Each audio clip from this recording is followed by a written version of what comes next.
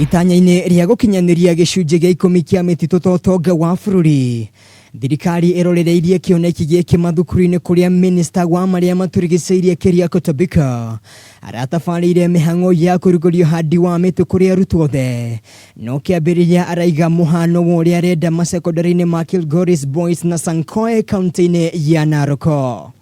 Tobiko ehitite gũteng'ateng'eria kioneki gĩkĩ gukinyaniria mwaka wa 2022 handũ-inĩ ha mwaka wa 2030 kuria arauga mĩaka ĩtatũ yũkĩte bũrũri ũgũkorwo wĩhithĩte kĩruru-inĩ kĩa ũgemu wa mĩtĩ.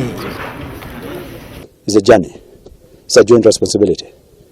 The ministry, the government alone cannot achieve this. But as I say, we know where we are as a country.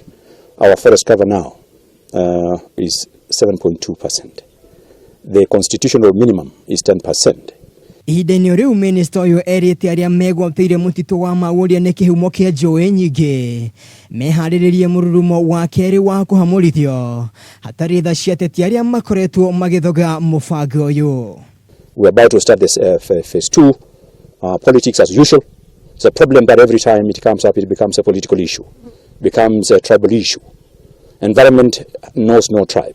No mũmbunge wa Naroko ya rũgongo Moitanel Ole Kenta akĩaria igongona-inĩ mwanya oro kũu kaunti-inĩ ya Naroko arauga thirikari nĩ ĩcereirwo gũcokia riri wa mau na methutha wa ministry ya maria maturigiciirie mũtaratara-inĩ ũyũ. Tunataka second phase ifanyike mara moja, sababu hawezi kumaliza msituni kama hii alafu bado unapewa nafasi ya kumaliza zaidi na hauna title, hauna chochote. Mwihoko wa thirikari ni atĩ ciana igĩtongoria uhandi wa mĩtĩ makĩria ma bilioni 1.8 gũkinyiria mwaka wa 2022.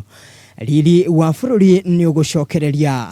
Handũ-inĩ ha metha cia mohoro cia Kameme TV, njĩtagwo Mwangi wa Wambui.